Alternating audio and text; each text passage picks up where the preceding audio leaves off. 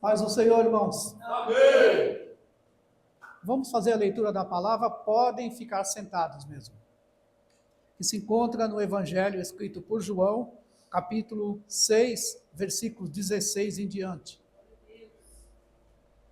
Eu te amo. Jesus. Eu te amo. Jesus. Amém. Vamos à leitura? E quando veio a tarde, os seus discípulos desceram para o mar. E entrando no barco, passaram o mar em direção a Cafarnaum, e era já escuro, e ainda Jesus não tinha chegado perto deles. E o mar se levantou porque um grande vento assoprava. E tendo navegado os 25 ou 30 estádios, viram Jesus andando sobre o mar, e aproximando-se do barco, e temeram. Porém, ele lhes disse: Sou eu, não temais. Então eles de boa mente o receberam no barco, e logo o barco chegou à terra para onde iam. Amém. Esse texto também nós encontramos ele no livro de Mateus, capítulo 14, versículo 22 e 36. Nós encontramos também em Marcos, capítulo 6, versículo 45 e 56. Mas existe uma diferença, ou algumas diferenças. Por exemplo, Mateus, ele cita que eles confundiram Jesus com um fantasma. Portanto, eles falam de um fantasma. Mateus escreveu sobre um fantasma. Mateus também escreveu sobre Pedro. Agora, já no Evangelho de Marcos, Marcos fala sobre o fantasma, mas não fala sobre Pedro. Agora aqui, João não fala nem sobre o fantasma e nem sobre o Pedro. Parece que o texto está incompleto, mas não está incompleto. Aqui o Espírito Santo, porque João era muito diferente dos demais apóstolos. Jesus tinha 3 amigos, Pedro, Tiago e João, mas João tinha algo a mais com Jesus, ele era mais íntimo, então ele ouvia coisa que os outros não ouviam. Então, provavelmente, e eu tenho certeza que o Espírito Santo, quando ele foi escrever esse texto, falou para João: João, não fala sobre o fantasma, Mateus já falou. Não fala sobre Pedro, Mateus já falou. Marcos também falou sobre o fantasma. Fala só do nome dele, pronuncia só Jesus, nome que está sobre todo o nome. Só o nome de Jesus é suficiente. Então o texto não está incompleto, o texto está muito mais completo, porque está falando apenas sobre Jesus. E nós estamos aqui, como o pastor William falou, por causa de Jesus.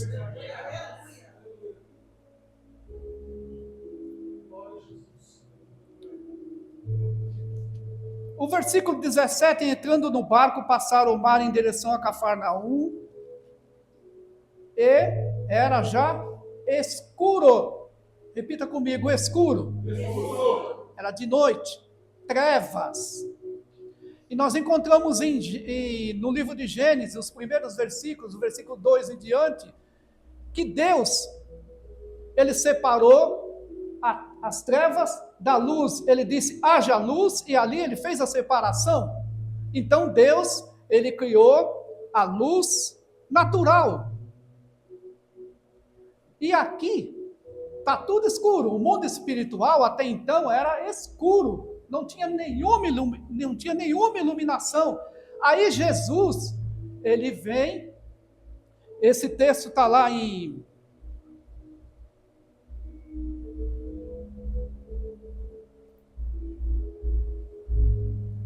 Mateus 5 e 14. Jesus olha para os seus discípulos e diz assim: vós sois a luz do mundo. Mas antes, Jesus tinha dito assim para o povo: eu sou a luz do mundo. E aquele que me segue não anda em trevas. Nunca andará em trevas. Ele fala nunca, nunca. Mas os discípulos, eles não conheciam isso, eles estavam no escuro, num barco. Eu sou uma pessoa que gosto muito de praia. Se você me convidar para ir para a praia, eu provavelmente vou aceitar. Agora, se você for e não me levar, você vai ter problema comigo. Só que tem uma coisa, eu respeito demais o mar. Eu sigo muito. Água no umbigo, sinal de perigo. E tem outro detalhe. Mesmo quando a água não está ainda no umbigo, que a água começa a sair dos pés, eu dou um passo para trás. Que a água começa a tirar a areia. Eu dou um passo para trás. Eu respeito muito o mar. Você jamais vai ver eu entrar dentro de um barco. Nem você pagando. Num barco eu não entro. Num navio eu ainda tenho coragem, mas num barco não. E eles estavam no barco de noite. Escuro. Eu não faria isso.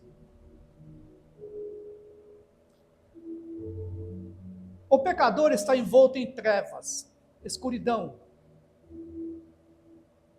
No versículo 18, e o mar se levantou porque um grande vento assoprava. Havia ameaça de grande perigo. Além de estar escuro, o mar começou a chacoalhar o barco, para um lado e para o outro. Acha que eu estaria nesse barco? Jamais. E joga para um lado e joga para o outro. E eles no escuro. Eles eram pescadores, mas enfrentar uma situação dessa à noite, eu não sei se tem alguém aqui que tem coragem para isso. Eu não. Eu já disse, eu não entro num barco. Eu estou dando uma acelerada porque o tempo. Vamos para o versículo 19. Tendo navegado uns 25 ou 30 estádios, viram Jesus andando sobre o mar, aproximando-se do barco e temeram. Olha que interessante aqui. Teve uma descoberta maravilhosa. Eles estavam com medo, era de noite, era trevas, mas eis que eles viram Jesus. Eles viram Jesus. Quem é que você anda vendo quando você está atravessando uma luta? Quem você está vendo? Quem você enxerga quando você está enfrentando uma dificuldade? É Jesus?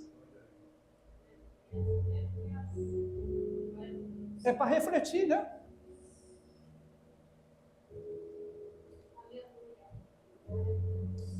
Porém, eles lhe disse no versículo 20: Sou eu. O que ele disse? Sou eu. Não temas. Quando Jesus chega, ele chega para resolver. Quando Jesus chega, ele vem para resolver qualquer situação. Eles estavam com medo, estavam apavorados. Sabe qual é o grande problema? O grande problema nosso é que nós esperamos tantas coisas, falamos de tantas coisas, e não esperamos nele. A gente espera o dia do pagamento, é coisa boa. A gente espera o dia da consulta, que foi marcado com o médico. A gente espera uma porção de coisa. Só não espera Jesus. Se nós aprendêssemos a esperar Jesus, talvez essa consulta médica você nem necessitaria, porque ele teria te curado. Mas nós, por causa da nossa humanidade, nós costumamos procurar os recursos naturais primeiro, quando deveríamos buscar as coisas espirituais primeiro.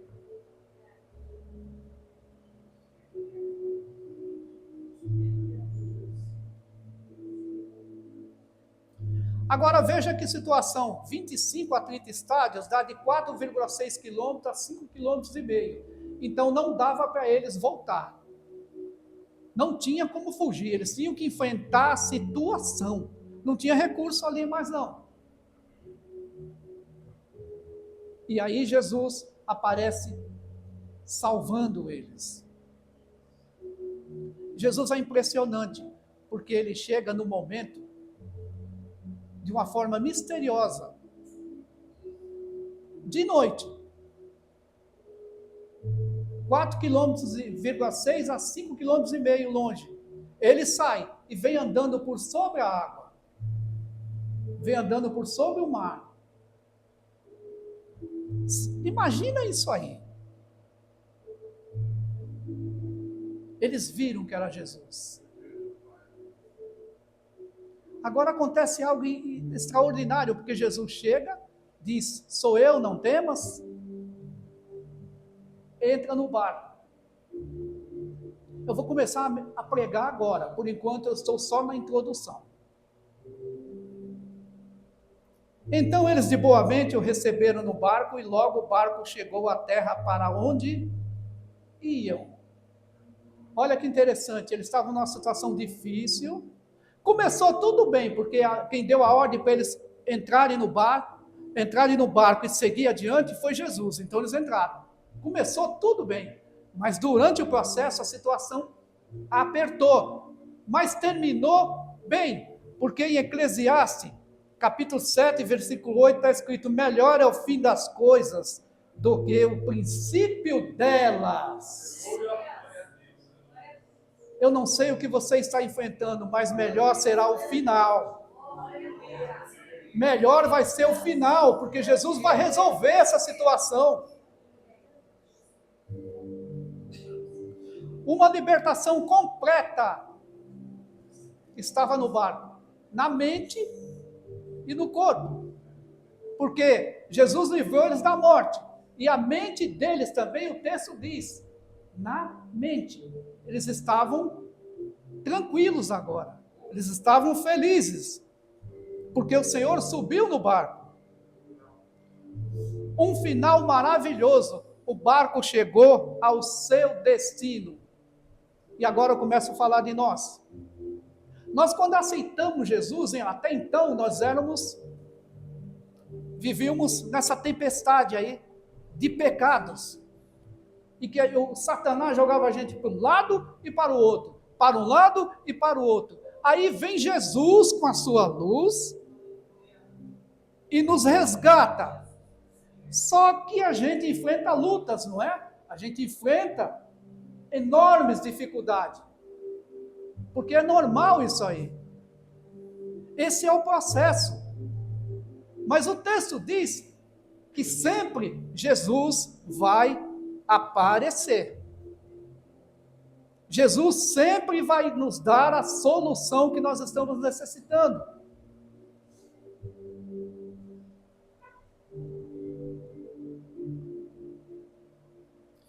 O que será que eles falaram depois, né? Quem é esse homem? Que homem é esse que acalma o mar, acalma a tempestade? Quem é esse homem que anda por sobre o mar? Quem é ele? Sabe que a gente fala durante o dia sobre muitas coisas. Não é pecado falar sobre futebol, não é pecado falar sobre política. Mas o bom mesmo é falar sobre ele, falar sobre Jesus. Nós temos que anunciar Jesus. Vocês sabem que eu tenho sempre falado que a vinda de Jesus está muito próxima. Muito próxima. Mais do que você imagina. Cadê aquele parente seu? Onde é que ele está? Não vai apresentar Jesus para ele?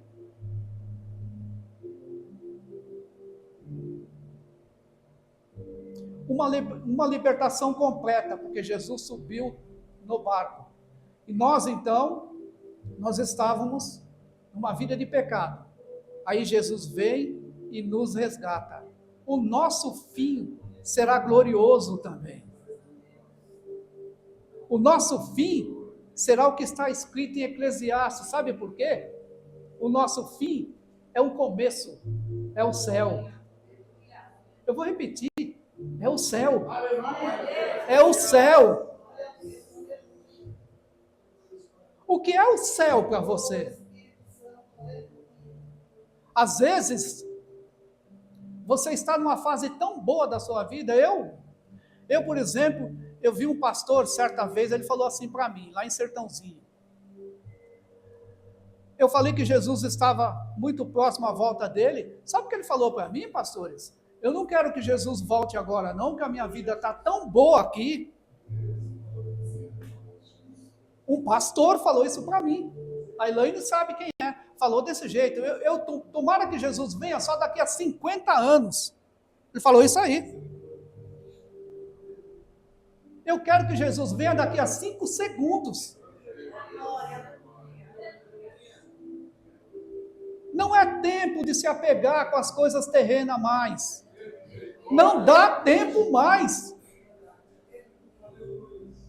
Você precisa entender que o que vai acontecer daqui a pouco, essa ceia, é um ensaio para o que vai acontecer no céu.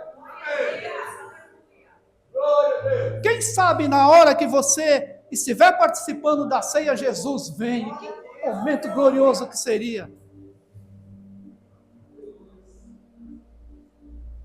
As nossas expectativas, e nós devemos ter nos nossos planos, claro, devemos planejar a nossa vida. Mas em primeiro lugar, Deus, em segundo lugar, Deus, em terceiro lugar, Deus, em quarto lugar, se não for Deus, é Jesus, mas é o mesmo. Em quinto, Deus, em sexto, Deus. Depois da 10ª posição, você começa a pensar nas coisas terrenas. Mas o importante é Jesus.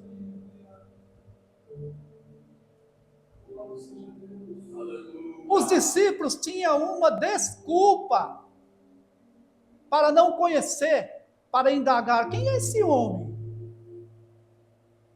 Quem é esse homem que dá ordem ao vento e ao mar e eles obedecem? Quem é esse homem? Mas nós não temos desculpa, sabe por quê? Os discípulos ainda não tinham o Espírito Santo. Quem tem o Espírito Santo não tem desculpa. Quem tem o Espírito Santo sente ele. E mesmo na hora da dificuldade, adora. Mesmo na hora que está difícil, adora. Oh, glória!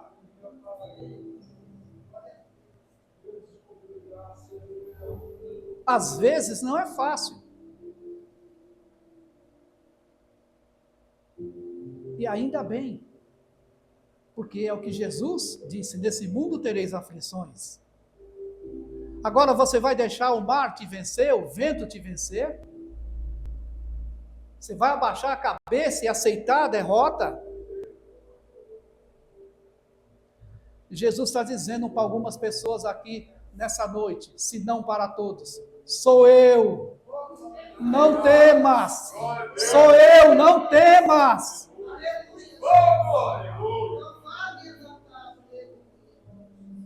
Teve outra vez que Jesus disse: sou eu. Sabe quando foram prender Jesus? Olha o poder dessa palavra sou eu, quando Jesus lança, como ela é extremamente poderosa. Eles foram prender Jesus. Quem é? Quem é? Judas vem e beija ele. E alguns: quem é? Quem é? Jesus diz assim: sou eu. Quando ele diz isso, todos caíram no chão. Todos. Essa palavra, quando Jesus diz, ela tem muito poder. Se ela está dizendo para você: sou eu, o que está caindo é a sua luta, em nome de Jesus.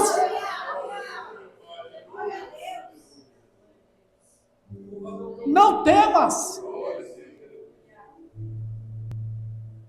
Se você aguentou até agora, você acha que você vai perder? Pensa o ano passado, se você não inventou luta também. Há 3 anos atrás, você nem lembra de lutas que você enfrentou há 3, 4, 5 anos atrás e você saiu vitorioso. Porque é que você acha que essa vai te derrubar? Você acha que o mesmo Jesus que te livrou há anos atrás, ele não vai te livrar hoje? Acha que ele perdeu o poder? Olha o que ele falou antes de subir aos céus: todo o poder me foi dado no céu e na terra. Ele manda no céu, manda na terra, e manda em você, manda em mim, manda em nós.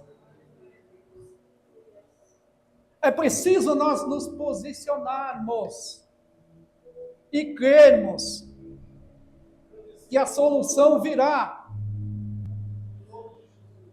Eu vou falar algo que eu disse na vigília, sobre a compaixão de Deus, a compaixão de Jesus.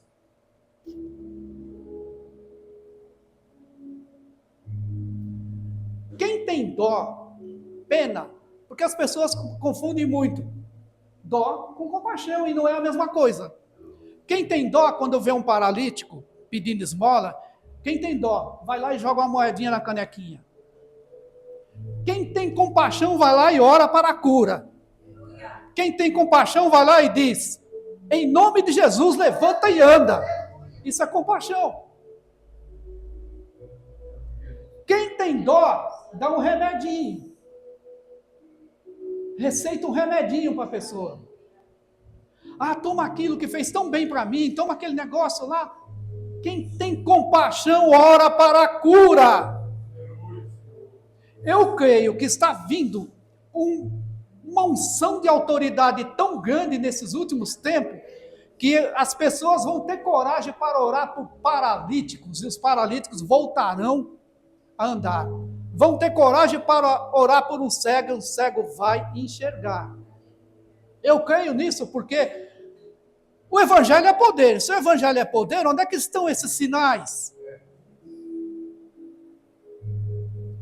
E aí eu me lembro que eu fui com um pastor no hospital orar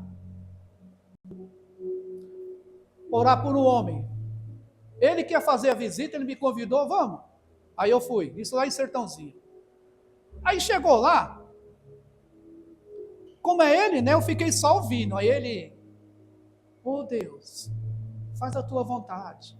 E a família tudo chorando já a morte do homem. E eu fiquei ouvindo aquilo, né? Aí quando ele terminou, eu falei, ô pastor, peraí. Que oração foi essa que você fez? Você não crê que Deus pode fazer um milagre? Ele falou, então vai lá, pastor José. Se tem essa fé em toda, ora por ele.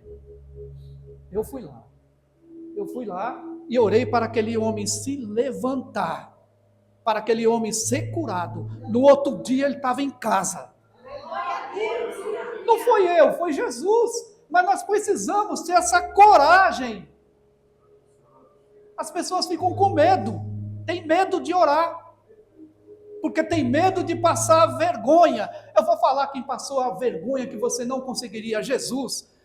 Você sabe que, na verdade, os filmes mostram Jesus crucificado e coloca aquele paninho na frente. Jesus estava nu, não tinha nada. A vergonha dele foi exposta. E você tem vergonha para orar por um milagre.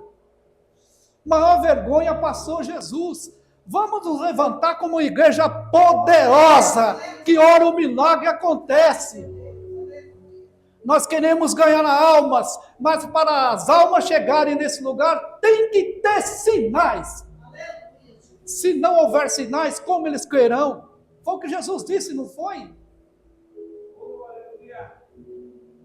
Quem vem comigo com essa coragem? Quem tem coragem? Tem pessoas que não levantou a mão, não, porque não tem coragem. Eu vou repetir. Quem tem coragem?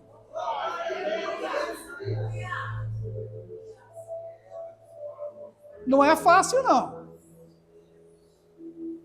Eu quero só ver chegar um cadeirante aqui, você falou que tem coragem. Eu vou esperar você ir primeiro, depois que eu vou. Se você falou que tem coragem, eu vou te chamar. Eu vi quem levantou a mão. Vem aqui, ora ali. Deus é bom. Jesus é maravilhoso. E o Espírito Santo está presente. O Espírito Santo está presente. Sou eu. Quem quer ouvir Jesus dizer para você nessa noite? Sou eu. Sou eu. Oh, glória a Deus. Sou eu. Nós ouvimos Jesus falar, sou eu para nós, em diversos momentos. Na hora que você pega o pão para participar do cálice, Jesus está dizendo para você, sou eu.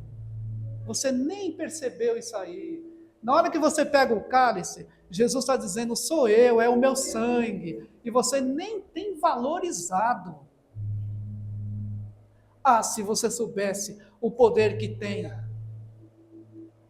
o pão e o cálice, se você soubesse o poder que existe no mundo espiritual,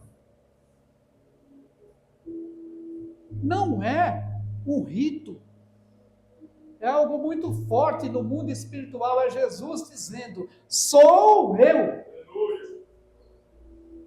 É claro que as pessoas é que vão nos servir a ceia, mas lá em cima, seremos servidos pelo próprio Mestre.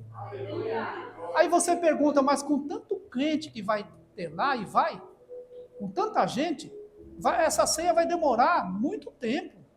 Não, aí que você está enganado. Ele é onipresente, ao mesmo tempo que ele está te servindo, está me servindo, está servindo o irmão da outra igreja, está servindo, ao mesmo tempo. Então você precisa entender quem é esse Jesus. Olha o poder dele, ele vem andando sobre as águas e fala, sou eu. Pega essa palavra nessa noite. E a luta que você está enfrentando, diga para essa luta, ó, Jesus falou que está comigo. Não adianta tentar me vencer, que você já está derrotado.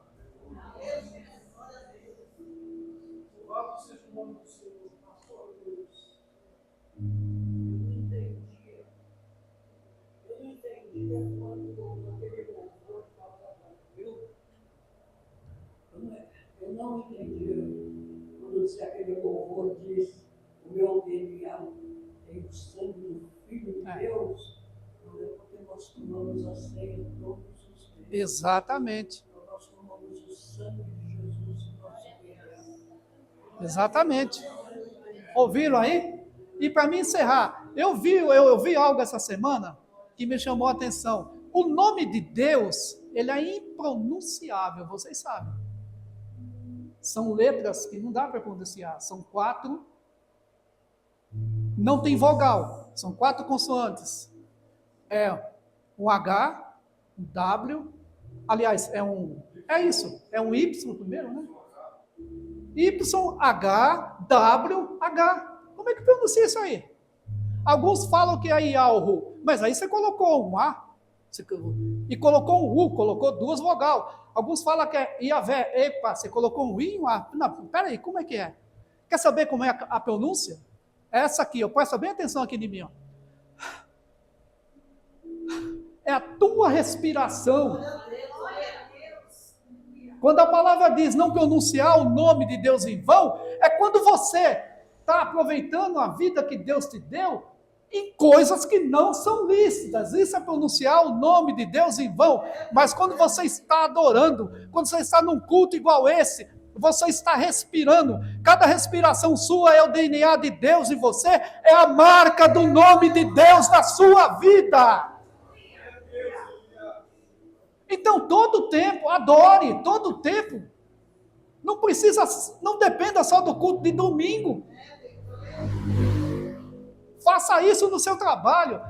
Trabalhe com alegria, você vai estar respirando e pronunciando o nome de Deus como deve ser pronunciado. Vamos nos colocar de pé. Glória a Deus, aleluia.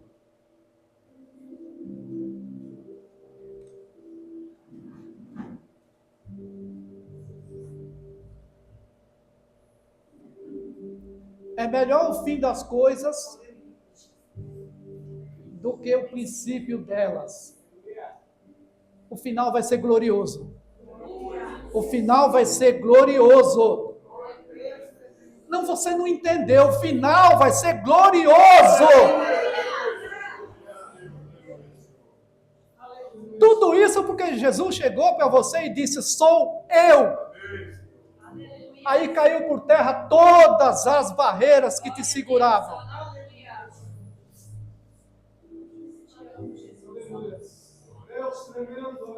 Diga comigo assim. Senhor Jesus, obrigado pelo cuidado que o Senhor tem sobre a minha vida. Obrigado porque o Senhor se revelou a mim. Obrigado, Senhor. Em nome de Jesus. Amém e amém. Glória a Deus. Glória a Deus. Você pode aplaudir ao Senhor.